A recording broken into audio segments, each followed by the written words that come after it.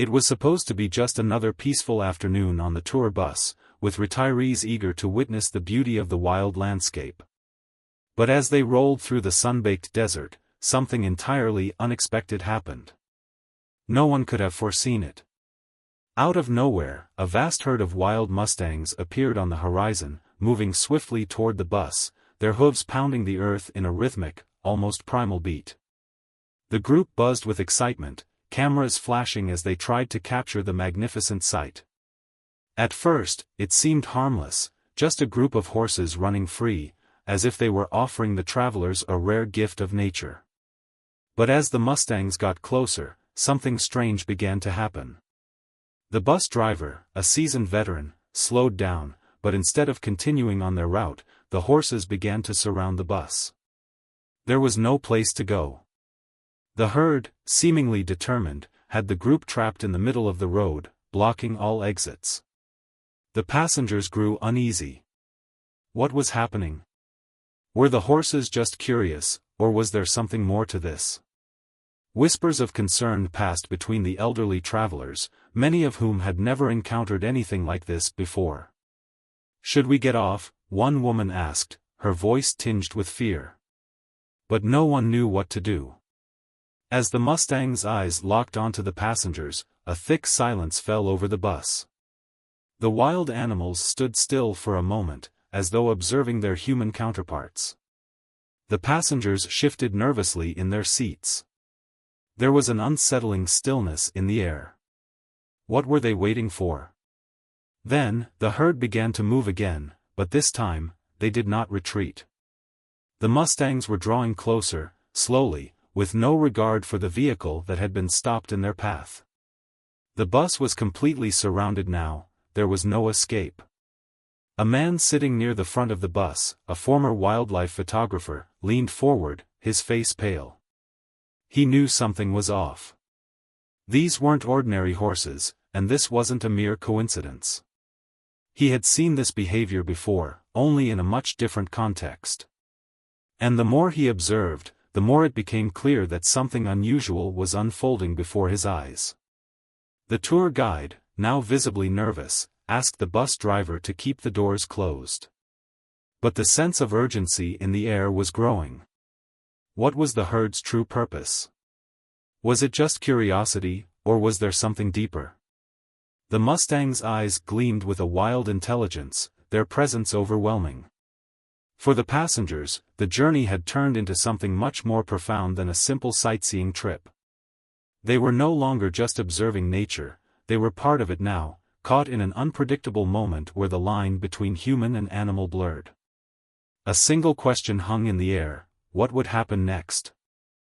The bus, completely immobilized by the herd of wild Mustangs, sat in an eerie silence. The travelers could feel the tension building, the air thick with unease. The once exhilarating sight of the horses now seemed ominous, as though the animals had an agenda that no one could understand. The herd, nearly 30 strong, had formed a circle around the vehicle, their glossy coats gleaming under the afternoon sun. The horses' piercing eyes seemed to be studying the group, every movement they made being watched with an intensity that was both unnerving and mesmerizing. "Should we try to move?" a man whispered from the back of the bus, his voice trembling with nervous energy. The tour guide, a young woman who had led countless tours, hesitated. She'd dealt with wild animals before, on a much smaller scale, but nothing like this. "We need to stay calm. They're just animals," she said, though her voice lacked the confidence she tried to project. The passengers could hear the uncertainty in her words. The bus driver, a quiet, middle-aged man named Frank, was gripping the wheel with white knuckles. He'd seen plenty of things in his time, but this was different. He shifted uneasily in his seat, then looked up at the herd, wondering if the animals were trying to communicate something he couldn't understand. The Mustangs were so close now, some standing mere feet away, their powerful bodies casting long shadows across the pavement. Suddenly, the bus jolted slightly, and everyone inside flinched. The sound of hooves striking the earth had grown louder, rhythmic. The Mustangs were stepping forward, inch by inch, as though testing the limits of the bus and its passengers. It was clear now that these weren't curious animals, they had purpose, intent. Frank's eyes darted to the rearview mirror, but there was no way out. The bus was completely surrounded. The doors and windows remained shut, but every passenger on board felt the weight of the situation. An elderly woman in the front, who had been eerily silent until now, finally spoke. Her voice was calm, but it carried an authority that made the others pause. "I've seen wild horses before, in my younger days. They don't act like this unless something's wrong." Her words hung in the air, and the passengers exchanged uneasy glances. They weren't sure what was happening, but it was clear that the situation wasn't normal. These weren't just curious horses. The more the passengers looked at the animals' eyes, the more they realized that there was something strangely intelligent about them, something that suggested they were aware of the humans trapped inside the bus. As if to prove her point, one of the horses, the largest of them all, with a white mane and dark brown coat, moved slowly toward the front of the bus. The passengers held their breath. The Mustang's gaze never wavered. It seemed to be watching them, measuring them. And then, without warning, it reared up, its powerful hooves striking the air, causing the group to gasp collectively. "Is it going to attack?" someone asked, their voice shaking. The elderly woman, still calm, shook her head slowly. "No. It's testing us," she said quietly.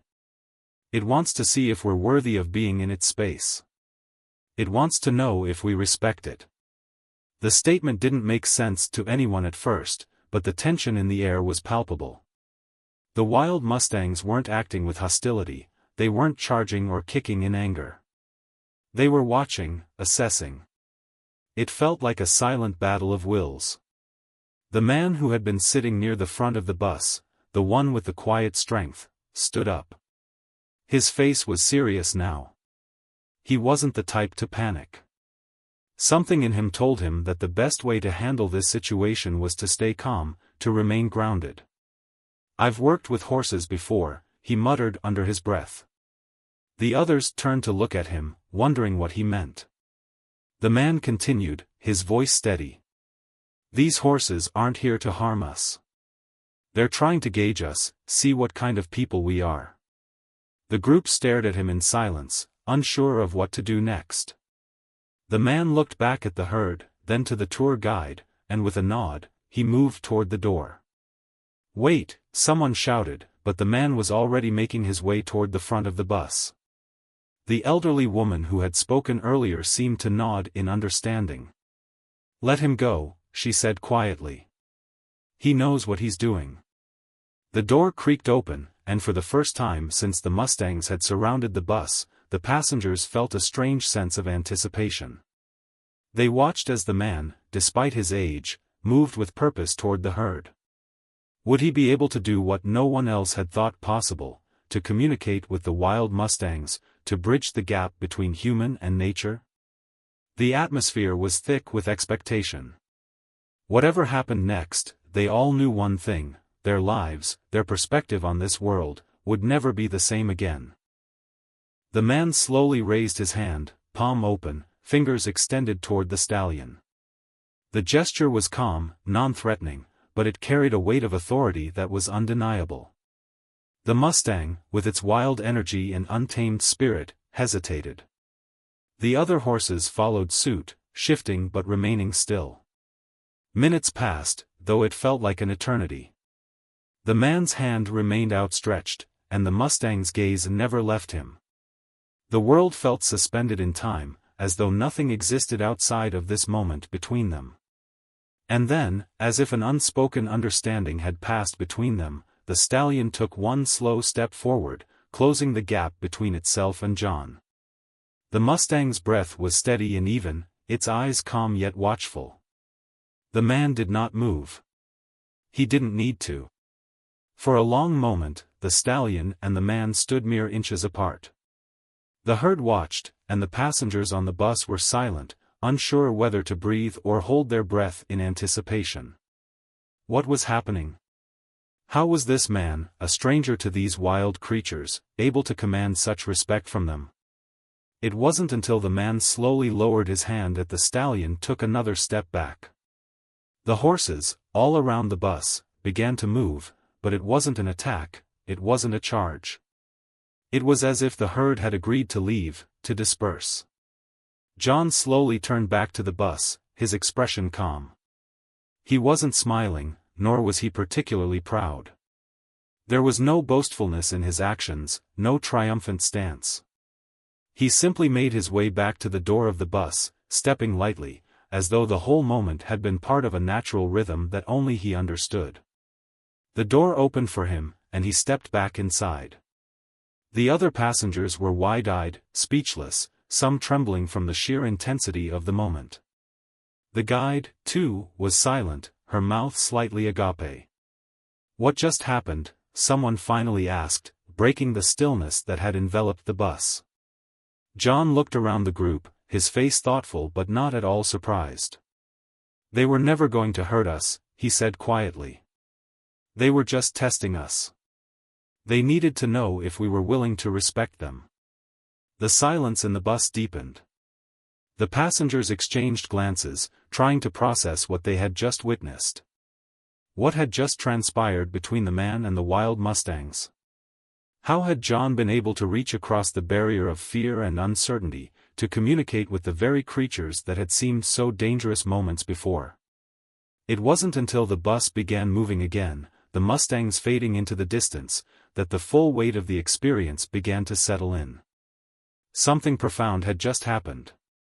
And for the first time, the passengers began to realize they weren't just spectators, they were part of the story too. As the tour bus rumbled back onto the road, the passengers remained in stunned silence. The wild Mustangs had disappeared into the horizon, leaving behind only dust and the lingering memory of their powerful presence. The bus seemed almost too quiet now, as if the energy of the herd had seeped into the very air around them. The once relaxed chatter had all but evaporated, replaced by murmurs and questioning looks. The group couldn't quite shake the unsettling feeling that they had been part of something extraordinary. John, the elderly man who had stepped outside the bus and engaged with the Mustangs, sat quietly in his seat. His hands rested calmly on his lap, and his eyes were distant, lost in thought. The group stole occasional glances at him, wondering how such a humble figure had managed to diffuse the mounting tension, to calm the very wild nature that had seemed so threatening. One woman, a grandmotherly type with a kind face, couldn't hold her curiosity any longer. "Excuse me, sir," she asked gently, "but how did you do that? I've never seen anything like it. Those horses, what was that? Why didn't they attack you?" John didn't respond immediately. He seemed to be gathering his thoughts, as if the memory of the moment was still too fresh to put into words. After a long pause, he spoke, his voice steady but tinged with something unidentifiable, a kind of sadness, perhaps. "They weren't just wild horses," he said, his eyes looking out the window, focusing on nothing in particular. "They were part of something much bigger. Something I've spent my life trying to understand." The woman tilted her head, sensing that John was holding something back, something important. "What do you mean? You said they were testing us." "Testing you? But why? Why you and not the rest of us?" John sighed softly. "Because I've known these horses for a long time. Longer than you can imagine." The other passengers leaned in, sensing the weight of his words. The bus continued to roll down the road, but it felt as though time had slowed. John's voice was steady as he continued. "When I was younger, I worked on a wildlife conservation project. It was about saving wild Mustangs, protecting them from poachers, from the dangers that came with humans encroaching on their land. We lived with the horses for years. I spent days with them in the wild, learning their patterns, their ways of communication. I got to know them, not as animals, but as beings with their own intelligence, their own rhythm." John paused, his eyes flicking toward the other passengers, seeing their curiosity and confusion. There was a herd I worked with particularly closely. A group like the one we just encountered. I spent more time with them than I did with most people.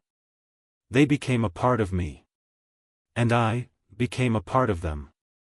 But that was a long time ago. The grandmotherly woman nodded slowly, trying to understand. So you knew them? The Mustangs that surrounded us just now? John's lips curled into a faint smile, though it was bittersweet. Yes. That stallion we saw, the one that charged at me? He was one of the wildest, fiercest I've ever encountered. His name was Thor, though I don't know if he remembers it now. He and I had, well, we had a history. The group was captivated, hanging on every word. John's story was beginning to piece together like a puzzle, but there was still a lingering mystery. How could they recognize you, though? Asked a man sitting in the middle of the bus, his voice filled with wonder. I mean, it's been years. How could they know you still? John nodded slowly, his expression thoughtful. You see, horses, especially wild ones, they don't forget. They remember people by more than just faces. It's the energy, the connection. They sense things in us that we often don't even realize are there. When I walked out there, I didn't approach them as a human in a bus. I approached them as someone they knew, someone who had once been a part of their world. The passengers fell silent, digesting this revelation. It wasn't just that John had calmed the wild horses. It was that, somehow, he had bridged a divide, reached out and made a connection with beings that many would consider untamable, unreachable. The elderly woman who had spoken earlier, the one who had recognized the Mustang's test, leaned forward, her eyes narrowing with sudden understanding. But if you've been gone for so long, why did they come to us now? Why bring us into this moment? John looked up, his face growing more serious. I'm not sure. I think maybe they were testing not just me, but all of you. The herd, especially Thor, wanted to know if you respected them. If you could understand them the way I once did. They only surrounded us because they needed to know we weren't here to harm them. They needed to see if we'd give them the space they deserved. The bus grew quiet, each passenger reflecting on the depth of John's words. They had been part of something much larger than a simple encounter with wild animals. They had been tested, not just by the Mustangs, but by themselves. How had they reacted when faced with the unexpected, when their comfort zone was shattered by the unknown? John's story hadn't just changed their perception of wild Mustangs, it had shaken their understanding of the world around them, of how humans interact with nature, and of how deeply we're connected to the creatures we often take for granted. And as the bus rolled onward, the passengers couldn't help but feel that something profound had shifted within them. They had been given a glimpse into a world they hadn't known existed, and they couldn't unsee it. As the bus continued down the winding road, the air inside felt heavier. The tension from the encounter with the Mustangs hadn't fully dissipated. The story John had shared hung in the air, and the passengers couldn't shake the feeling that there was more to what had happened than they understood. Despite his calm demeanor, John's words had hinted at something deeper, a connection to these wild creatures that went beyond what they had witnessed on the bus. A connection that felt timeless, something that defied the simple nature of their tour. The bus driver, Frank, seemed more unsettled than anyone. He kept glancing nervously in the rearview mirror, as though expecting the Mustangs to appear again at any moment. The wild horses had moved with a strange, deliberate purpose, almost as if they had a mission of their own. Frank knew this wasn't just about the beauty of the wild, it was about something more, something far beyond what any of them could have anticipated. John, however, was quiet now, his thoughts seemingly far away. He had retaken his seat, staring out the window, lost in a memory that no one on the bus could fully comprehend. The elderly man had always been a figure of mystery, but now, after sharing his past with the group, he seemed even more distant, as though the encounter with the Mustangs had opened a door to a world that no one else could access. As the sun dipped lower in the sky, casting a golden light over the desert, the group began to settle into an uneasy calm. The bus rolled through quiet, desolate stretches of road, and some passengers attempted to shift the conversation to lighter topics, their voices tinged with uncertainty. But then, without warning, the bus slowed to a crawl. The sudden change in speed caught everyone's attention. Was something wrong? The Mustangs had returned. A few of the travelers gasped, their eyes darting to the windows. The herd was back, though this time, they didn't approach the bus as directly as before. Instead, they seemed to form a wide circle around it, pacing slowly and deliberately. John, who had been nearly dozing, sat up straight, his eyes flicking to the Mustangs. The stillness in the air was palpable as everyone watched the horses' movements. They weren't charging, weren't rearing up with the same fierce intensity as before. They were simply watching. John turned to the passengers, his expression grave. "It's not over yet," he said softly. His voice was quieter than usual, filled with an unspoken warning. "They're testing us again." A ripple of fear went through the group. The Mustangs hadn't attacked, but the atmosphere had shifted. Something was coming, something the group couldn't yet understand. Frank, whose hands were tight on the wheel, looked nervously over his shoulder. "What do we do now?" he asked, his voice thick with concern. John's eyes remained fixed on the herd. His face was a study of calm, but there was a tension in his jaw that betrayed the storm brewing inside him. "We stay still," he said. "We wait. Don't make any sudden movements. Let them decide what comes next." The Mustangs, ever patient, seemed to wait with them. For a long while, no one spoke. The sound of hooves on the desert floor was the only noise that filled the air, a steady rhythm that echoed in the quiet of the bus. Each member of the group felt their pulse quicken, a collective anxiety hanging in the space between them. Then, as though the Mustangs had come to a decision, the large stallion with the white mane, Thor, broke from the herd. He moved toward the front of the bus with deliberate steps, his gaze never leaving John. The moment felt charged, thick with anticipation. The passengers held their breath, watching the stallion approach the man who had once been a part of his world. John didn't move, but his eyes locked with Thor's, and it was as if the world around them fell away. The air was still, the tension palpable. This was a moment unlike anything the passengers had ever witnessed. There was no violence in the air, no immediate danger. It was a standoff, a test of sorts. Would John prove his worth again?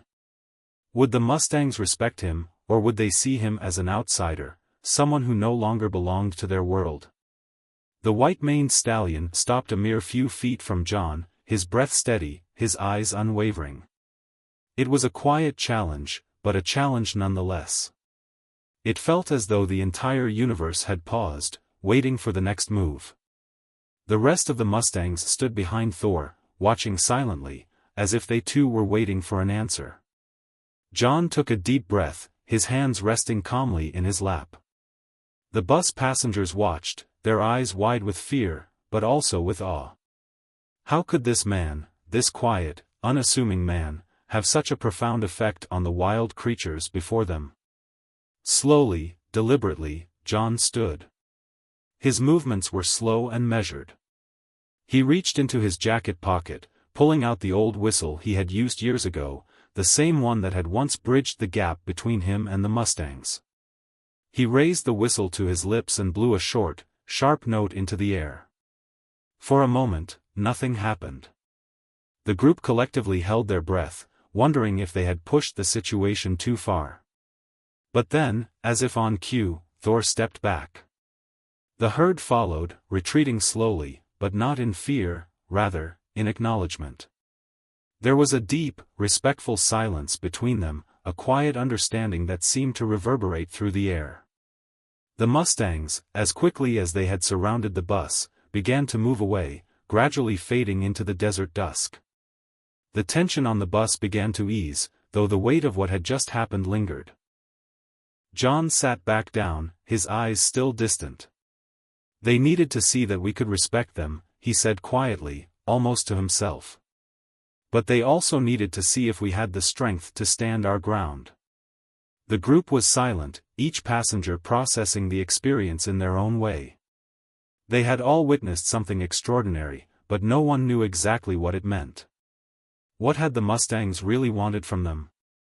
And why had they returned a second time? As the bus began to roll forward again, there was a palpable sense of relief, but also an unanswered question that seemed to hang in the air. The Mustangs had left, but what had they truly tested? As the bus continued its journey, the passengers couldn't shake the feeling that they had witnessed something profound, yet incomplete. The wild Mustangs had retreated, but their presence lingered, like a puzzle that hadn't yet been solved. The road ahead seemed to stretch endlessly before them, but the air inside the bus felt strangely thick. No one spoke much after the herd had moved on, each person lost in their own thoughts. The tension that had gripped them for so long was still hanging like a cloud over the group. But then, just as the sun dipped lower on the horizon and the landscape began to darken, the bus came to a sudden stop. The wheels screeched slightly, the abrupt halt jarring everyone out of their dazed reverie. Frank, the bus driver, slammed his foot on the brake and immediately began muttering to himself. "No, no, no. Not now." The passengers' heads whipped toward the front of the bus, their hearts racing. Was it the Mustangs again? Had they come back? Everyone's thoughts went immediately to the herd, but as they looked through the windows, they saw nothing but the vast, empty desert stretching before them. But then, the unmistakable sound of hooves thundering toward the bus reached their ears. John, who had been silent for most of the ride, sat up straighter. His face, usually calm, was now set with determination. "Get ready," he murmured, his voice barely above a whisper. "They've come for a reason." Frank's hands tightened around the wheel, his anxiety mounting. "What do we do? What's happening?" he asked, but there was no time to answer. And then, out of the darkness, they appeared. The large stallion, Thor, led the charge. This time, however, there was a new energy about him. The once cautious leader of the herd was now showing his power in full force.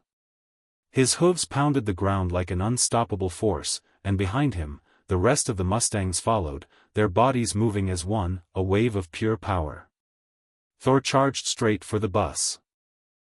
Panic spread through the group. The passengers recoiled, fear flashing in their eyes. Some even scrambled to the back of the bus, their minds filled with the terrifying thought that the horses were about to attack. Others gripped the seats tightly, whispering to themselves, unsure of what was happening. The once welcoming creatures had transformed into an overwhelming force that seemed beyond their control. But John remained seated, his gaze steady. His hands were still. The man who had once stood in the midst of the Mustangs now appeared more like a figure of quiet authority than ever. The passengers, unsure of whether to run or stay, looked at him with a mix of dread and hope. Would he save them again? Thor's powerful charge brought the stallion within mere feet of the bus. For a moment, the creature locked eyes with John. It was as if they were communicating again, just as they had before.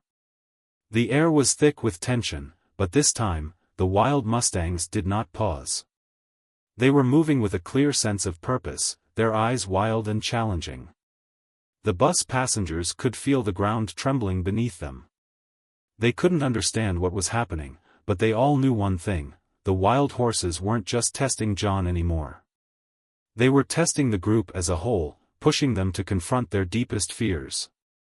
With a sudden, swift movement, Thor reared up on his hind legs, his hooves striking the air in a challenge that echoed in the silence of the desert. The herd moved with him, their power undeniable. The bus, caught in the storm of hooves and fierce energy, seemed insignificant in comparison to the raw might of the Mustangs. John stood up. There was no hesitation in his movements now. Without a word, he opened the door of the bus and stepped out once more, this time more resolute than ever. The passengers watched, their hearts in their throats. Was he crazy? Was he risking his life? The wild stallion stood before him, a challenge in his eyes, and yet, John didn't flinch. Slowly, with purpose, John walked toward the oncoming stallion. This time, there was no hesitation in his steps. The herd watched in silence, as if they too knew that something pivotal was about to unfold. It wasn't just about the man anymore. It was about the entire group, about their ability to respect and face the wildness of nature, to stand firm in the face of danger. Thor lowered his head, his eyes fixed on John, but the man did not step back. Instead, he raised his hand, palm open, in the same calm, commanding gesture he had used earlier. The world around them seemed to hold its breath. For what felt like an eternity, the stallion and the man stood locked in this unspoken contest. And then, as if Thor had finally received the answer he had been waiting for, he slowly took a step back. His powerful hooves hit the ground, his breathing steady but strong. The entire herd followed suit, stepping back one by one, until, at last, the wild Mustangs formed a loose line. John stood still for a long moment, his eyes never leaving the stallions. There was an understanding between them, a deep and silent respect that had been forged through years of connection. The Mustangs had tested him again, but this time, it wasn't just about whether he was worthy. It was about whether he could inspire that same strength in the others around him. Finally, John turned and walked back toward the bus. As he reached the door, he turned to face the passengers, his expression unreadable. "They needed to know if we could stand together," he said quietly. "They needed to know that we could face what was coming, without fear. We proved ourselves. We proved that we're worthy of being in their world." The passengers, still shaken, didn't know what to say. They had witnessed something that few could even imagine. But one thing was clear, they had been part of something bigger than themselves. They had faced a challenge that none of them had anticipated, and come out stronger because of it. As the bus continued on its journey, the passengers sat in silence, the weight of what they had just experienced still pressing down on them. The desert stretched out before them, vast and unbroken, and the sun, now low in the sky, painted the world in hues of deep orange and pink. Despite the calm that had returned to the bus, there was an undeniable shift in the atmosphere. Something had changed in each of them, and they all felt it. John sat quietly, his hands resting on his lap once more, his gaze fixed on the horizon. The passengers couldn't help but watch him, wondering what thoughts were running through his mind. He had been their guide, not just through the landscape, but through the wild, uncharted territory of their own fears and perceptions. After a long silence, the elderly woman who had spoken up earlier, the one who had recognized the Mustang's test, leaned forward. "John," she began softly, her voice hesitant, "what happened back there? It wasn't just about the horses, was it?" John looked at her, his eyes filled with a kind of knowing that seemed beyond words. He didn't respond immediately, as if he were waiting for the right moment to speak. "They needed to know if we could stand together," he said quietly, repeating his earlier words. "But there's more to it than that. They wanted to see if we understood their world. Their language. The wild isn't just about strength or power. It's about respect. Understanding. That's the key to surviving in it, and in life." The woman nodded slowly, her eyes searching his face for a deeper meaning. "I don't understand. Why us? Why did they choose this moment to test us?" John's gaze drifted out the window again, his voice distant, as if he were speaking to himself more than to anyone else. "The Mustangs, they aren't just animals. They're a symbol of something more, freedom, resilience, and the raw power of nature. And they're dying. Their world is shrinking, disappearing piece by piece. We're taking that from them, from the land they belong to. But they don't trust humans anymore. They're afraid that we'll destroy what's left of their world." The passengers listened in silence, the weight of his words sinking in. There was an understanding now, one that hadn't been clear before. The wild Mustangs weren't just creatures to be admired from afar. They were a reminder of something much larger, a part of a world that was slipping away, and yet, in the moment of their test, they had shown that there was still hope for harmony between humans and nature. John's eyes met the woman's again, his expression softening. The Mustangs didn't want to hurt us. They wanted to know if we were ready to face the truth, about ourselves and about them. They wanted to see if we could live alongside them without fear or greed, if we could understand what it means to share the earth with them, instead of taking from it. The woman's eyes welled with tears. "I never thought of it that way," she whispered. "I thought we were the ones at risk. But in the end, it was us who needed to prove something." John nodded slowly. "Exactly. We needed to prove that we understood their place in this world, that we respected it. The stallion, Thor, was testing us, challenging us to stand together. And we did. We all faced it, together. That's why they stepped back." The others, who had been listening intently, now began to speak up, one by one. "I've always seen wild horses as a symbol of strength," a man said. "But now, I see it's about so much more. They aren't just strong. They're part of a bigger story. A story about respect, and survival, and living with the land instead of against it." "I feel like I've been blind all these years," another passenger said, his voice thoughtful. "We've been taking so much from nature, never realizing that we're part of it, too. That connection we've lost, it's not something we can just ignore anymore." John smiled faintly. "It's never too late to reconnect. But it takes understanding, and patience. Just like it took today. We've seen what happens when we don't respect that bond, when we take more than we need." The passengers sat back, reflecting on his words. The weight of the moment was settling in, but it wasn't a burden. It was a realization, one that would stay with them long after the tour was over, a lesson that would echo in their lives. They hadn't just witnessed a wild encounter with horses, they had been given a glimpse into the deeper truth of life itself. As the bus continued down the road, the group fell into a reflective silence. The experience with the Mustangs had changed them, awakened something in them that they hadn't known was there. They were no longer just travelers on a sightseeing trip, they had been part of something bigger, something that transcended time and place. The Mustangs had tested their hearts, and in doing so, had opened their eyes to the fragile beauty of the world they lived in. John, ever the quiet guide, had given them more than just the story of a wild encounter. He had shown them the true meaning of respect, for nature, for each other, and for themselves. The desert landscape stretched on, seemingly endless under the now darkening sky. The bus was quieter than ever before, the passengers lost in their own thoughts. There was an unspoken understanding between them all, something had shifted during the past few hours, and they knew they couldn't go back to seeing the world in the same way. The Mustangs had left their mark, not just on the land they traveled, but on their hearts and minds as well.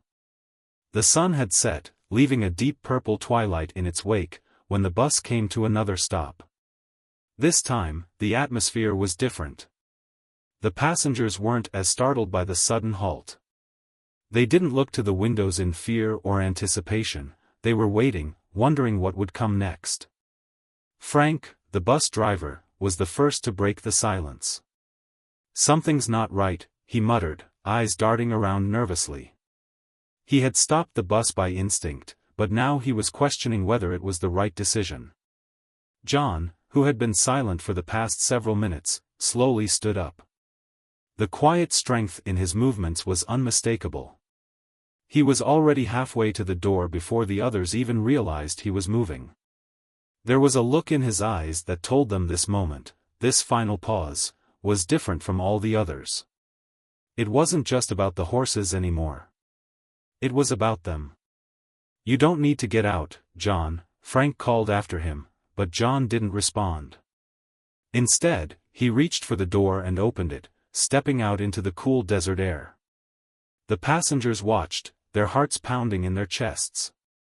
John wasn't just leaving the safety of the bus again, he was walking into the unknown, into a test that no one could fully understand. The herd had come back. But this time, something was different. The Mustangs weren't surrounding the bus as they had before. They stood at a distance, watching. And in the center of them, Thor, the mighty stallion, was standing tall, his eyes locked on John's. The moment felt charged, filled with anticipation. John didn't hesitate. He stepped forward, his hands loose by his sides, his posture calm and confident. The group on the bus, watching through the windows, held their breath, wondering what this final test would reveal. Had the Mustangs returned to challenge him again, or was there something else in store? Thor watched John, his eyes calculating, as if waiting for him to make the first move. The wild stallion was still, his stance as regal and strong as ever. The air was thick with tension, but there was no aggression. There was no charge, no fury. It was as if the Mustangs were waiting for something. And then, in a moment that seemed to last forever, John raised his hand. It wasn't the same as before, the slow, deliberate gesture that had stopped the herd the first time.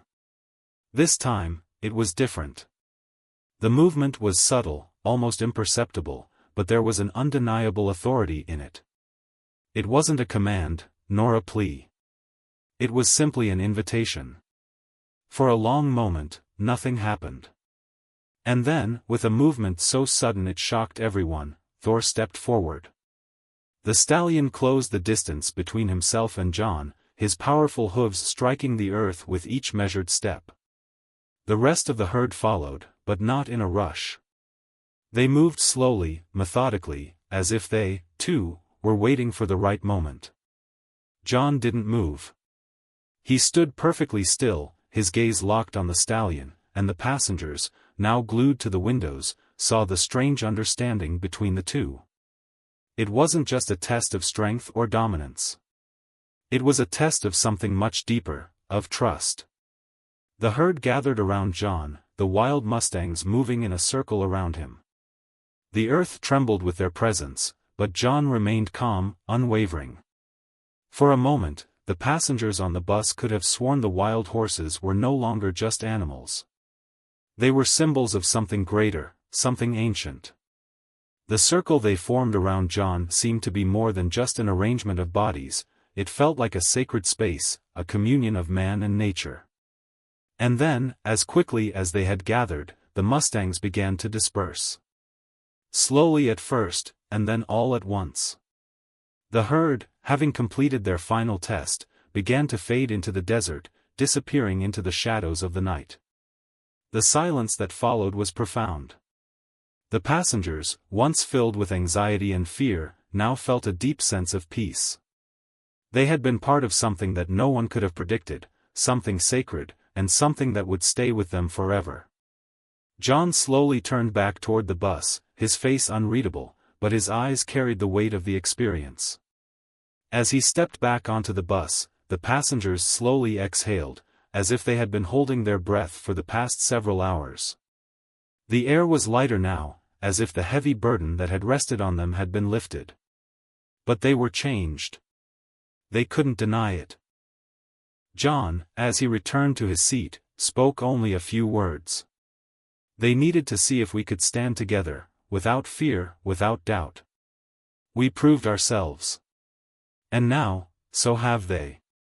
The group was silent, but each passenger could feel the truth of his words settling deep in their hearts. They had faced something greater than themselves and had emerged stronger. It wasn't just about the Mustangs, it was about them. About their capacity for respect, understanding, and connection with the world around them. As the bus drove off, leaving the wild herd behind, the passengers knew that what they had witnessed would stay with them forever. They hadn't just traveled through a desert, they had journeyed into a deeper understanding of the world, and of themselves. As the bus rumbled along, the journey seemed to stretch on, but the weight of what had transpired didn't fade. The night had fallen completely now, and the moon cast a soft glow over the desert landscape. The passengers, who had once been strangers to each other, now shared something deeper, a bond forged in the face of uncertainty, a shared experience that would forever shape the way they viewed the world. The bus was quieter than it had been at any point during the journey. Every once in a while, someone would speak, but the conversation was slow, thoughtful. They weren't talking about the beauty of the desert or the sights they had seen. They weren't discussing the guide's past or even the wild Mustangs that had surrounded them. No, their words were more reflective, more intimate. "I've been thinking," said the woman who had first spoken to John, her voice softer than usual. "Those horses, they didn't come to harm us. They came to test us. To see if we understood their world, or if we were just like every other person who takes what they want from nature." Another man, sitting near the back of the bus, nodded. "It's true. They weren't trying to hurt us. They were trying to see if we could stand with them, if we could respect them, their space, their way of life."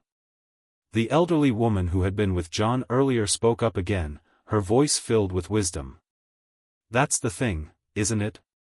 They didn't want to be dominated. They didn't want to be controlled. They wanted us to show that we could understand, that we could live alongside them, rather than try to force them into our world." The passengers fell silent again, each person reflecting on the profound nature of what they had witnessed. John had said it all along, the wild Mustangs weren't just testing him, they were testing them, too. And in doing so, they had shown them a deeper truth about the world. John, who had been quietly watching them all from his seat, finally spoke up, his voice calm but filled with a quiet strength that seemed to resonate through the bus. "The Mustangs didn't just want us to prove something to them. They wanted us to prove something to ourselves. To see if we could truly respect what's wild, what's free. If we could live alongside nature, not above it." A few passengers nodded in agreement. The lessons they had learned were sinking in now, slowly but surely. They had seen, in that brief moment with the Mustangs, that there was more to life than just survival. There was connection. There was respect. There was the understanding that every living creature, every force of nature, had its own place in the world, and that place was worthy of being respected. The man who had spoken earlier, who had been quietly processing everything, spoke again, his voice thoughtful. "I never really understood how much we take from the world. From animals, from nature, from the earth itself. I always thought it was ours to take, to conquer. But seeing those horses, seeing how they tested us, made me realize we don't own the land. We share it." The bus moved on, the headlights cutting through the darkness ahead, but there was a new sense of purpose in the air. The passengers knew they weren't the same people who had stepped onto this bus at the start of the journey.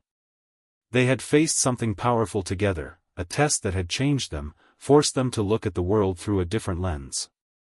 John smiled faintly, as though he knew the journey hadn't truly ended. The lessons learned that day would stay with them long after they left the desert, long after they returned to their lives. The Mustangs had shown them something they hadn't been able to see before, the importance of understanding, of living in harmony with the world, not trying to bend it to their will. And as the bus moved on, heading toward its final destination, the passengers knew that the wild Mustangs would stay with them in a way that nothing else could. They weren't just animals, they were symbols of something greater. They were a reminder that there was always more to learn, more to understand, and more to respect in the world. The final lesson, as simple as it was profound, lingered in the air. True strength lies in the ability to stand with others, in harmony, without the need to dominate or control. And as they rode in silence, each passenger felt that truth settle deep into their hearts, knowing it would guide them for the rest of their lives.